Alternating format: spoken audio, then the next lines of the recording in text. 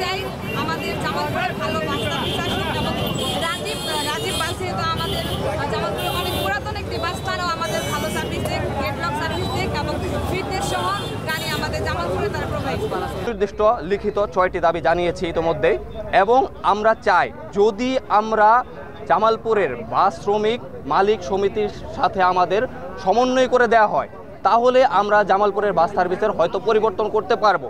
আমরা যদি সেখানে না থাকতে পারি তাহলে আমরা কিভাবে পরিবর্তন করব? জনগণের সবচেয়ে বড় চাওয়া হলো সুন্দর যাতায়াত ব্যবস্থা এবং স্টাফদের সুন্দর ব্যবহার, কিন্তু এখানে আমরা বেশিরভাগ সময় লক্ষ্য করি যে স্টাফরা মানুষের সাথে খারাপ ব্যবহার করে, এবং জনগণের চাওয়া নিয়ে আজকে আমরা এখানে এসেছি। আমাদের পরিবর্তনটাই আমরা করতে চাই, একই সাথে বাস শ্রমিক মালিকদের সাথে সমন্বয় করে ছাত্র সমাজ মিলে আমরা সুন্দর বাস ব্যবস্থার একটা চাচ্ছির জন্য আজকে এখানে আসা।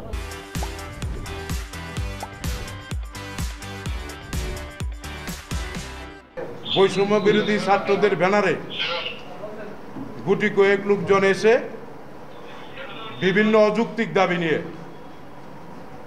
জামালপুর কেন্দ্রীয় বাস টার্মিনালের সামনে টাঙ্গাইল রোডে তারা অবস্থান নেয় এবং রুট ব্যারিকেড দেয়। আমরা তাদের সাথে আলোচনায় বসার জন্য প্রস্তাব দেই, তারা আমাদের কোনো কথা না শুনে সেই জায়গায় একটি উত্তপ্ত পরিবেশ তৈরি করে, যে পরিবেশের কারণে আমাদের মনে হয়েছে যে রাস্তায় বাস মিনিবাস চলাচল খুব ঝুঁকিপূর্ণ।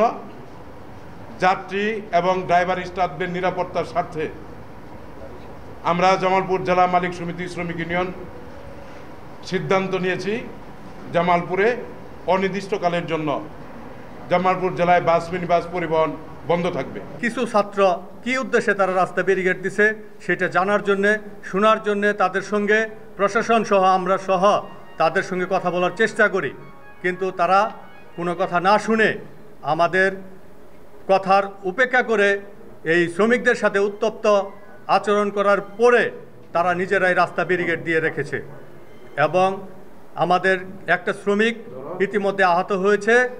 আমরা সেই গাড়ি নিরাপত্তা এবং আমাদের স্টাফ নিরাপত্তার স্বার্থে আমরা অস্থায়ীভাবে আমরা জামালপুর জেলা বাস মিনিবাস মালিক সমিতি এবং শ্রমিক ইউনিয়ন সহ আমাদের জামালপুরে বাস চলাচল অস্থায়ীভাবে বন্ধ থাকবে।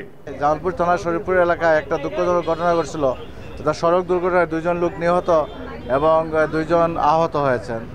এই ঘটনার পরিপ্রেক্ষিতে কিছু বিক্ষুব্ধ জনতা এখানে বৈষম্য বিরোধী ছাত্র আন্দোলনের সদস্য সহ অন্যান্য কিছু বিক্ষুব্ধ লোক আজকে এখানে জামালপুর শহরে এই জায়গায় এটা বিশিক বাইপাস এলাকা বলে এখানে সড়ক অবরোধ করেছিল, এবং এইটার প্রেক্ষিতে আবার অবরোধ পাল্টা অবরোধ, দুই পক্ষের মালিক সমিতি শ্রমিক সমিতির সাথে অবরোধ পাল্টা অবরোধ চলছে।